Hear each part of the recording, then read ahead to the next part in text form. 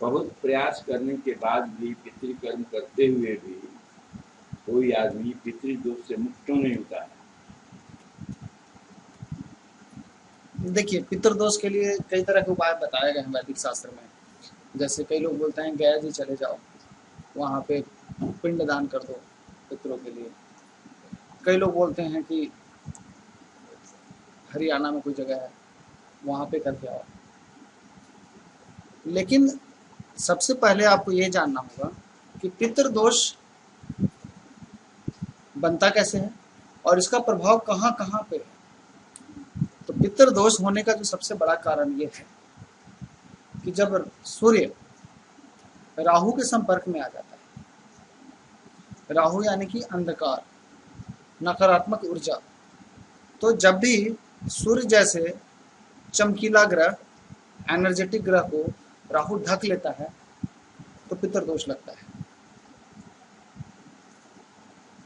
अब उसका प्रभाव आप बाहर से गया जी करते हैं या कहीं भी करते हैं तो पूर्ण रूप से खत्म नहीं हो सकता, क्योंकि जहाँ पे आपका निवास है, आपका घर है, उसके दक्षिण पश्चिम का जो हिस्सा है, जोन है, वहाँ पे राहु का स्थान है, पितरों का स्थान है। तो जैसे ही आपकी कुंडली में पितृदोष उत्पन्न होता है तो जाने अनजाने में आप उस घर में रहते हैं जहाँ पे उस जगह पे शौचालय होता है।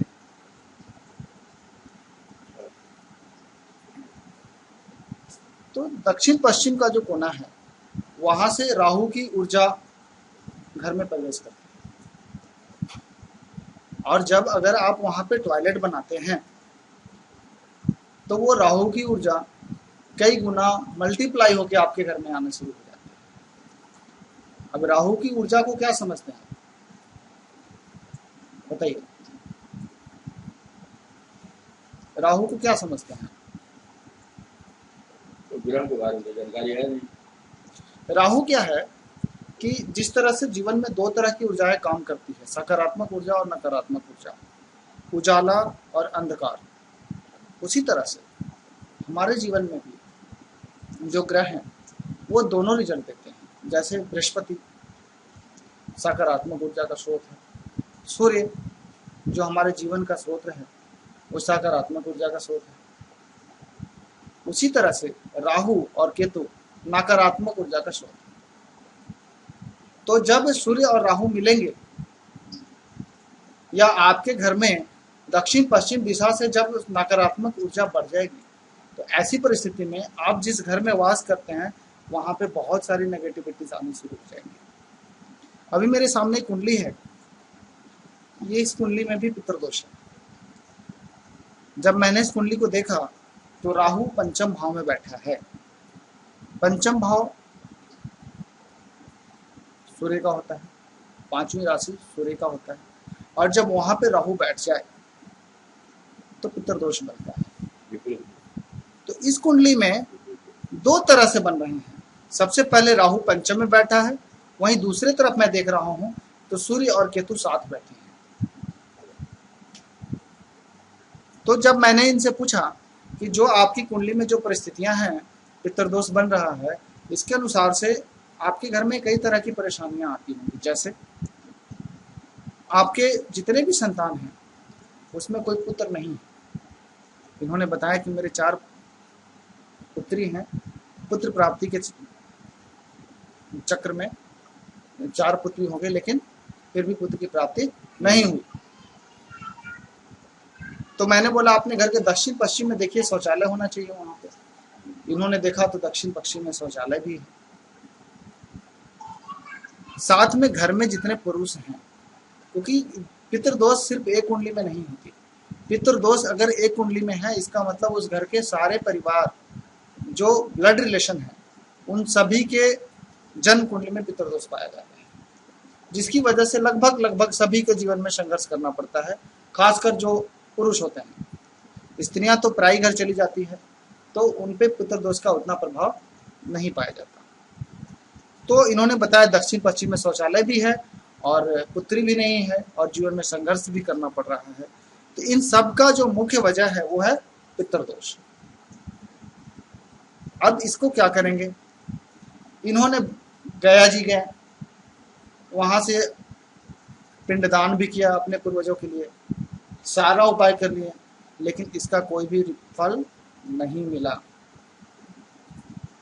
क्योंकि जिस घर में हम वास कर रहे हैं वहां पे राहु की ऊर्जा जरूरत से ज्यादा है, तो आप चाहे उसके कितने भी बाहर से उपाय कर लें, आपके घर में पितृदोष खत्म नहीं हो सकती और इसका प्रभाव आपको मिलता ही रहेगा। तो पितृदोष के नकारात्मक ऊर्जा से बचने के लिए आपको सबसे पहले वहां से राहु की ऊर्जा को हटाना बहुत जरूरी है। और क्या करें, साथ ही साथ घर में एक और स्रोत है सकारात्मक ऊर्जा का, जो बृहस्पति है। तो बृहस्पति का स्थान कहाँ है? तो वो है ईशान कोण, नॉर्थ ईस्ट का कोना। तो ये दो जगह, साउथ वेस्ट तो पितरों की वजह से खराब है कि पितृ हैं और आपकी कुंडली में पितृदोष है, तो वहां पे शौचालय होने की वजह से राहु की ऊर्जा बढ़ी हुई है।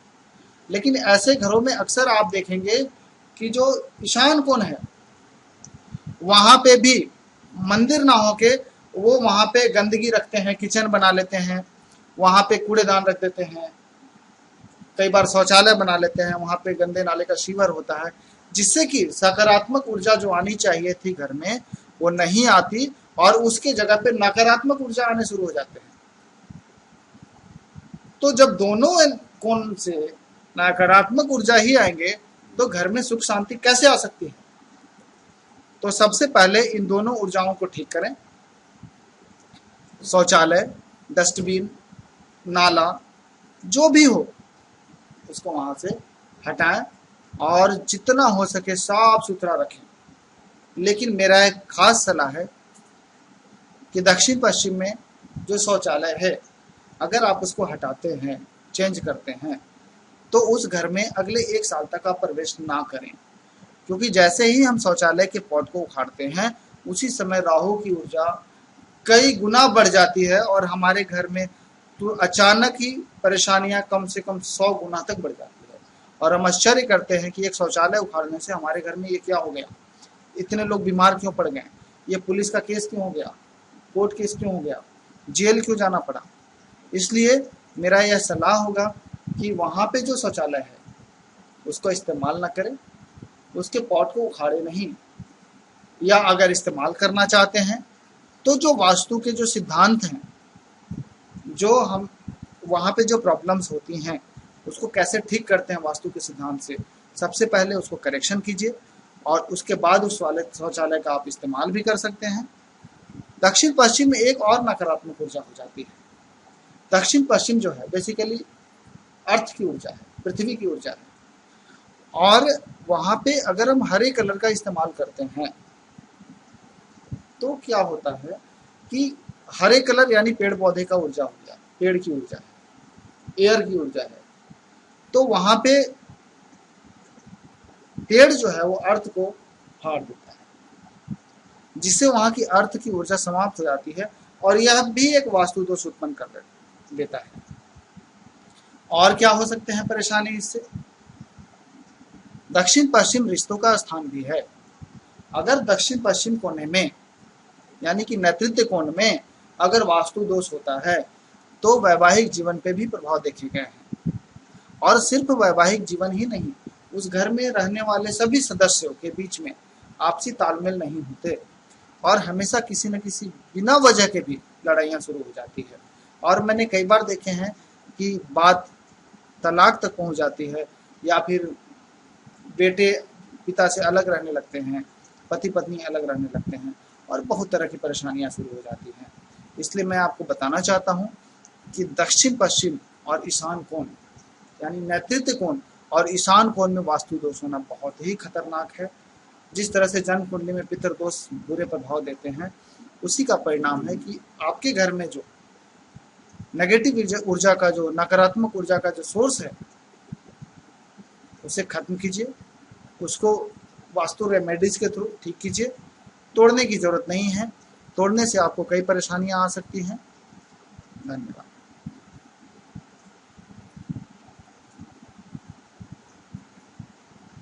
हो गया।